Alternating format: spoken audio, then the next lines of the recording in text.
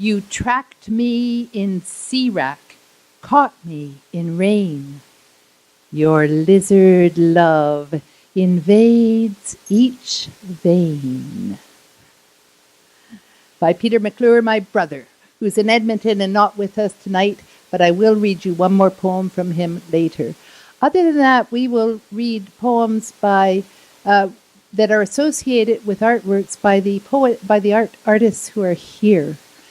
Because I can't read you all of the 32 poems and show you all of the 43 artworks.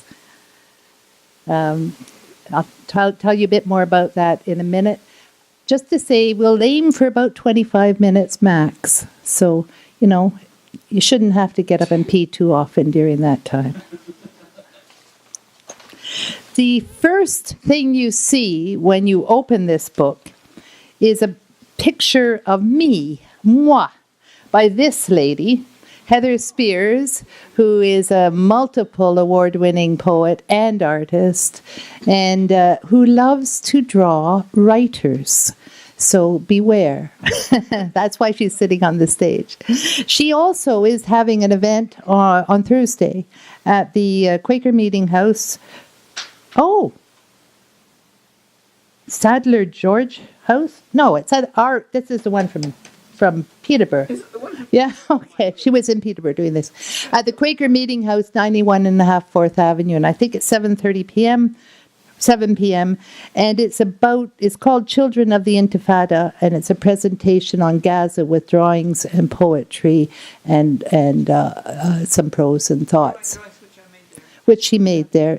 Heather is a very interesting and thoughtful speaker, so you might want to go. It's free. Door. I've got my script. I read the title of the poem. I didn't read the poem. I didn't find the poem. Well done, Susan. Settle down.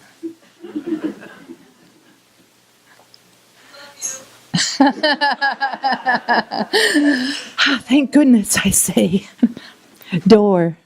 When friends walk away too soon, you're left in the draft from the November night blowing past where they forgot to stand in the doorway in their coats and woolly hats to say just one last thing and one last thing more while you shivered and laughed, maybe wished they would go, because even in their shelter the wind blows cold where you stand to see them off, lean against the jam and shirt and sock feet, rub elbows, clutch arms, but even as they turn away at last, you yourself add just one more word, one more twist to the tale you can none of you seem to let end. Wait! Press a bag into their hands for the long drive home, for lunch tomorrow, till finally they insist they really must. And you wait while the car backs down the lane, rounds the corner, before you flick off the lights, lock the door, climb the stairs. There'll be a mess in the morning. Proof you all let go. Partying so well, talking so loudly, it was hard to wind down till you stood at the door, shivering and buzzing with spirits and words. When a friend leaves too soon, the draft blows in.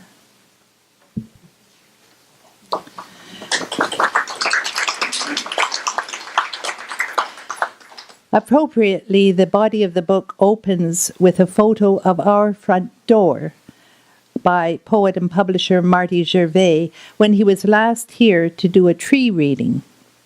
It's also appropriate because I wrote it for poet Ronnie Brown on the death of another Marty, tree founder Marty Floman.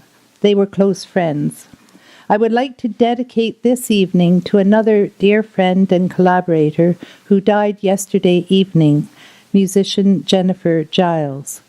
She, Gavin McClintock, Alric Hubner, where are you, Alric? Oh, there you are. And I formed Sugar Beet Music and Poetry in the 90s. It is an entirely unplanned coincidence that the next artist in the book, Juliana MacDonald, responded to a poem of mine for one of Sugar Beat's first performances at Rasputin's Music Cafe. Julie, do you want to say a word? Well, thank you, Susan. I just wanted to say I was attracted to this poem called How Dandelions Pray because it had a wild abandonment to it, and it had an attitude of challenge and disdain and determination and calculation. So this was all from the point of view of the dandelion. And I chose to do the image in the book in a portrait style and in a cross section, so that you would see the root as well as the plant above the ground, because to me the root is the real issue with a dandelion. If anybody's ever tried to pull them, and you know if you miss one hair of that root, it comes right back again. So I tried to capture that in a somewhat of a skeletal form. It almost has a body to it because it is so strong. And the flower part is a lot more delicate, although it does have those claw, what did you call those? Claw, jagged nailed fingers, yes. and the rather innocent looking flowers, but they're still spraying out their seeds and to produce more dandelions, of course. Anyway, thank you so much for that. Thank you, Susan. Do you want to read the poem? Or do you want No, I think I'd like you to read it. Thank you. I could do the disdain. Okay. It's called How Dandelions Pray. And ask yourself how you spell pray. Keep stamping me out. Keep cutting and burning and digging me up, root, stem, and head. Work at it, buddy. Your obsessive attacks just clear away the riffraff, plantain, ragweed, crabgrass, vetch, undisciplined louts who grow any which way without purpose or plan, who straggle and sprawl in showy display, never notice or care as they callously smother my fecund broadcast, my airy thistles of uplift, my disseminate spread. I have a goal, to cover each inch with my own bright shower, strangle all competitors with jagged nailed fingers, convert every garden to dandelion. So, weed me like crazy. Clear the way, clear the way. Give me one lax moment in a perfectly trimmed world, and you'll all be under my sway.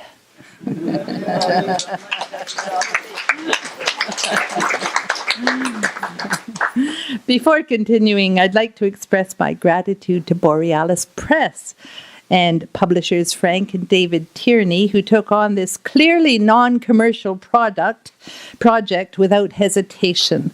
David is with us tonight. Would you like to say anything, David? Sure. Well, thank you, Susan. Stand up so people can see you.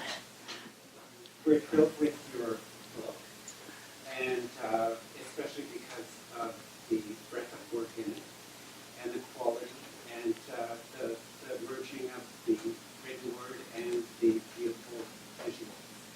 My father wanted to be here tonight. He's the publisher of Frank, and he just sends his love, and he's so grateful to have it in our catalog. If you'd like to find out what's happening with the book, you can visit our website at www.borealispress.com, and we'll try to keep people apprised of what Susan's doing and where the book is moving to.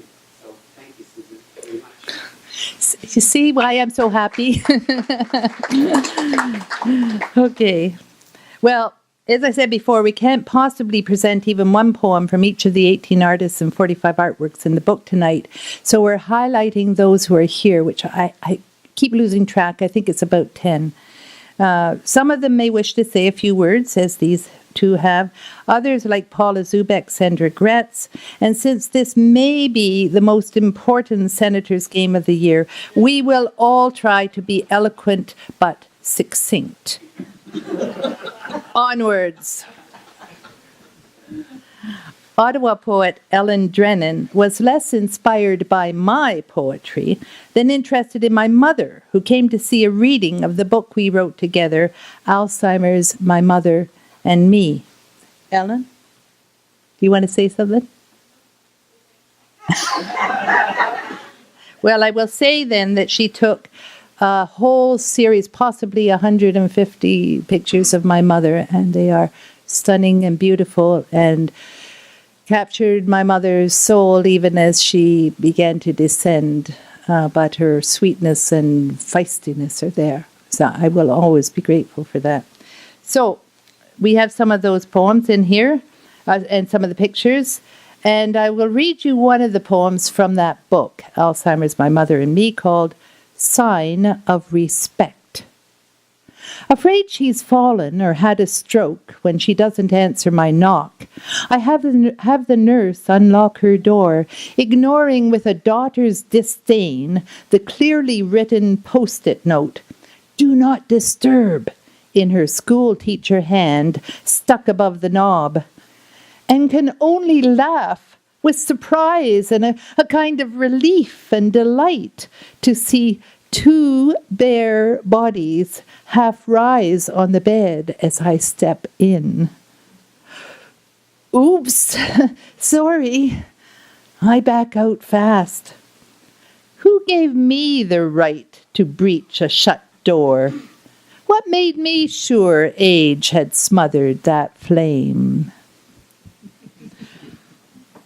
I may be losing my memory, but it's a discriminating memory. I have things you will never know, no matter what I remember or forget. There are places in my mind where you can never go. Betty Page.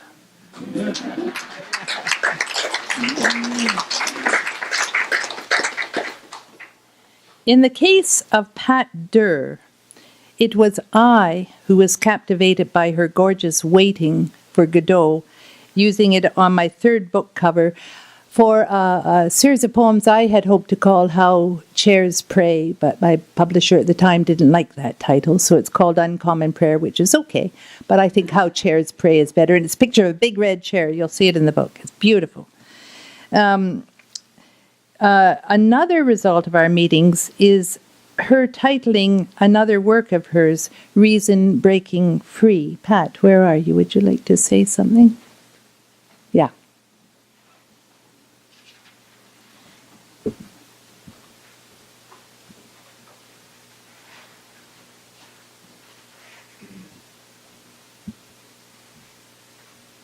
I think both the poems really reflect bouncing back and forth with the image and the poem. I think it's very, very, very important because they add to each other.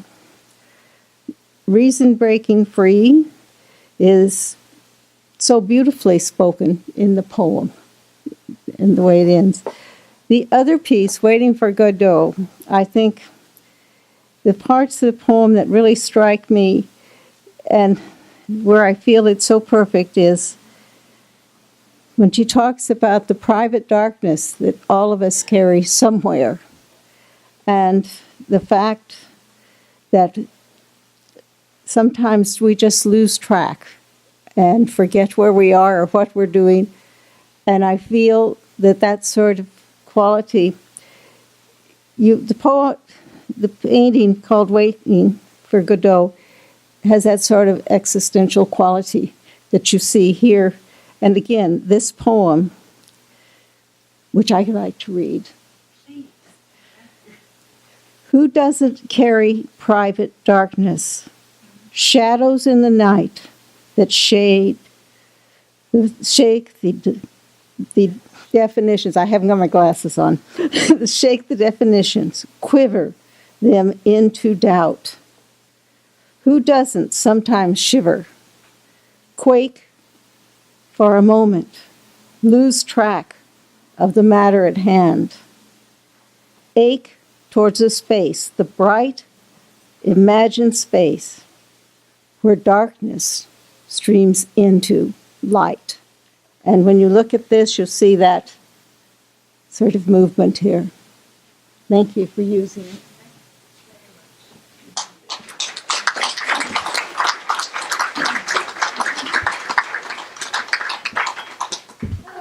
Oh boy, you can see why I like collaboration. My goodness gracious me. Okay. Well, Gwen Frankton is not here tonight.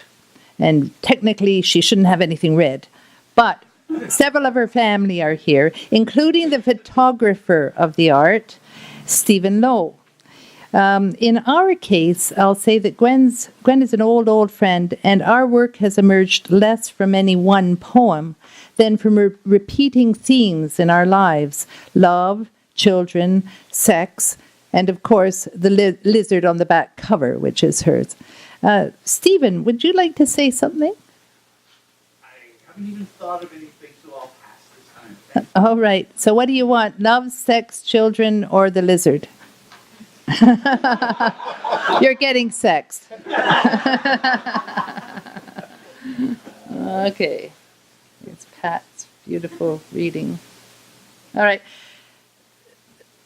Yes, it's called Anniversary. It comes from an early time in my life as a young married woman. Fucking in the afternoon tempts the gods.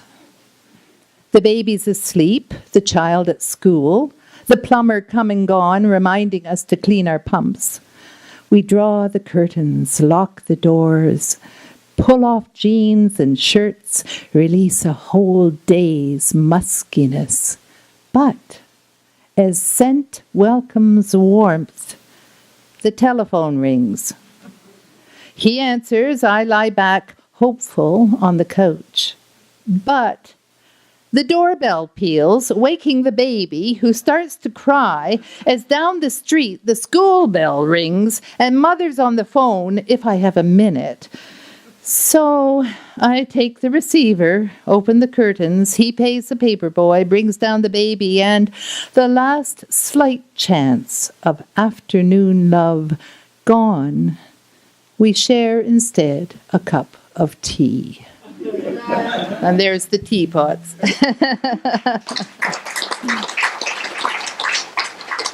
If you wonder why I keep going back to my piece of paper, it's because I babble. I find it better if I write it out. I won't rattle on so long. Okay, descending from that high point with a bump. Yeah, we're descending. Can you believe it? The previously mentioned Alric is not only a musician and a photographer, but a philosopher. Alric, you may read either one, the upper or the lower.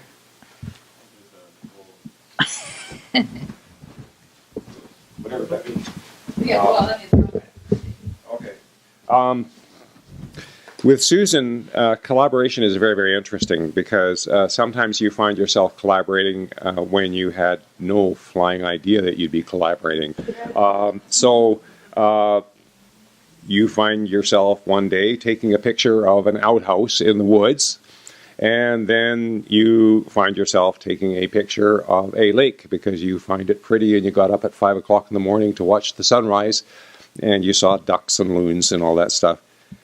Then you find these two pictures in a book with your name on top of it, and you find yourself standing in front of a group of people at a poetry reading in a bookstore talking about the darn thing. This is collaboration in the world of Susan, and you ask yourself, this isn't even art. These are just like a couple of snaps, and there are these wonderful artists in the book. So I'm come here to express my surprise. And just to say thank you. It's a beautiful book, and love it. And read. Well, no, I'd like you to read it, but I'd like you not to do the obvious and read Outhouse because it's so dramatic, and we performed it in a musical group and that. But do Lac Vert because it's so beautiful. You don't have to read the Outhouse when you're Fair enough. Fair enough. Okay. Oop. Lac Vert. The fog on the lake, so much like the press of your skin on mine. a tender lie of captured light, lyric, unashamed. But metaphors like these have been so often pulled through poetry's eye, I hardly dare describe, except for you alone, the tremble of your skin, how it ripples like mine under yours, under mine, how dusk and mist blend water into sky.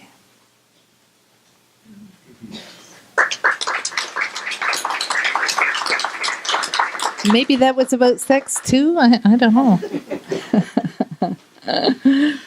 Word music with First Draft is another aspect of my collaborations involving Colin, myself, and many others in this room and beyond. It was earlier than the Geo Music and Poetry. I was doing a sugar beat we were doing together.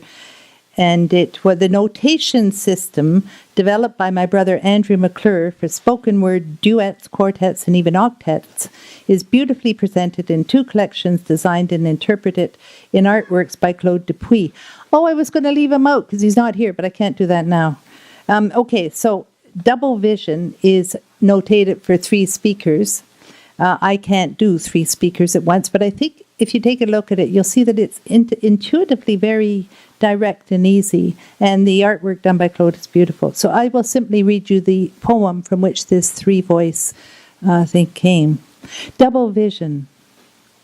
Wandering, yawning through the day, you elusive always behind my eyes, and every figure here double, fogged, ghosted. Wet snow, sharp as glass, beads you down, washes you away, evaporates you into clear sunshine loud around. Another love poem. I didn't quite realize how many of them there were. Okay. Sculptor Jean Tappan was ahead of me, as usual, making a series of sculptures before I wrote the words. John, you want to say something? Not really? What shrinking violets you are. My goodness. John, come on.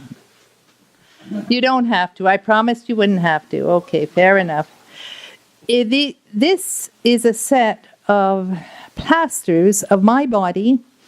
Moi, it's all about moi. That John took in the 9 months of my first pregnancy with my daughter, Avon.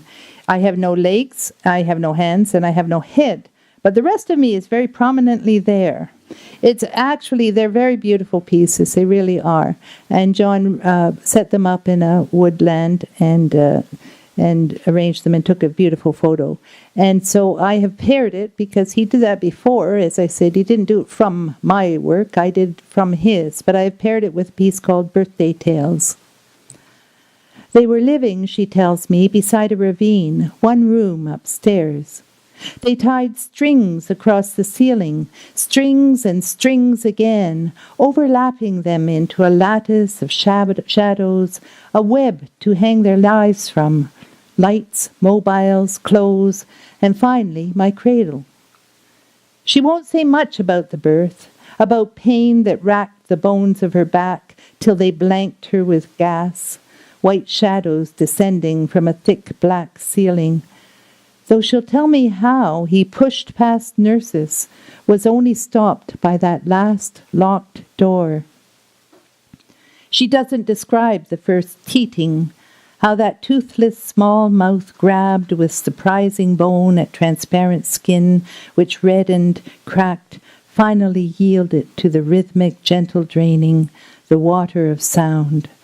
Shows me instead the photos he took through the glass, the card from my wrist he pasted beside them. Now, on my birthday, if I want to know, she'll tell me again of the room, cradle, photos, all she now remembers, all she chooses now to know. As I, today, tell stories for my daughters, but also for her, of the cramping, the tearing, the suckling, the cries, the man beside the birthing bed, tooth marks on his hand. And then we'll both recall how they held our daughters out to us, placed them in our arms like chrysanthemums.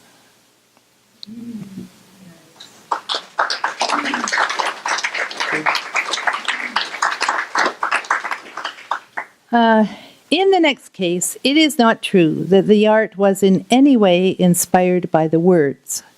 My daughter Morel has been outstandingly, or possibly foolishly, generous in allowing me to pair two of my poems with her artworks. Morel, do you want to say a word?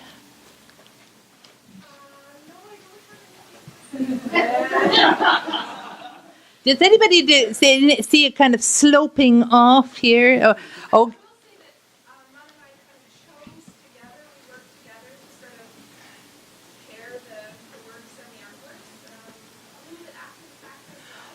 Yes, it was. Thank you. I think I'll read the first poem. It's from the lake again. Why is it, when it strikes so many, do I still stand, confronting it straight this sunny afternoon, green-leafed, rustling? No need yet to notice it, the body's ache, in these few days alone in the woods.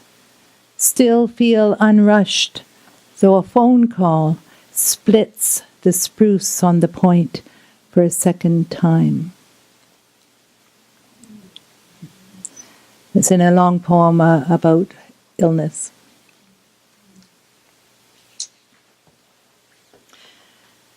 Contemporary calligraphic artist Roberta Hubner has done an amazing number of artworks incorporating my poems, including a recent solo show at Gallery 200. She has sometimes turned the process around, asking me for a poem for a particular piece. Roberta, do you want to say something?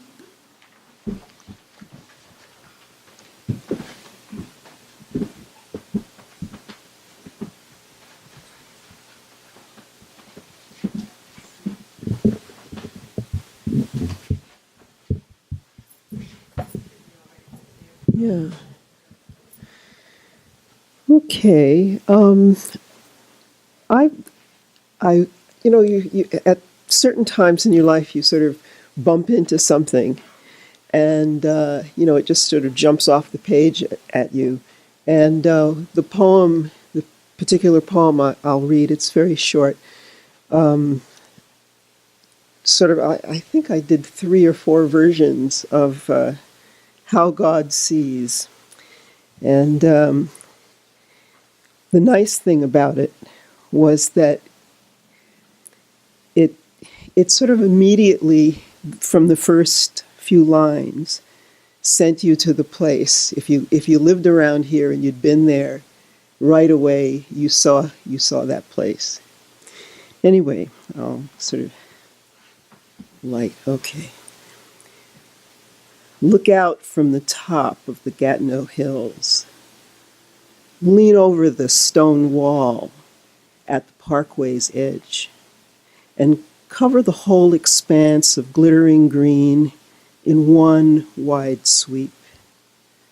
Know, without tracking it, how the river bends. Twists through fields that lie like pillows on their limestone bed. How roads stitch between. One glance, it's all there. And then pick a leaf from the ivy on the wall. Cup it in your fingers. Trace the fine veins. Bend closer.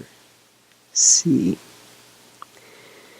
The whole wide valley focus in a green beam along a slender rib. Ray out to the rim.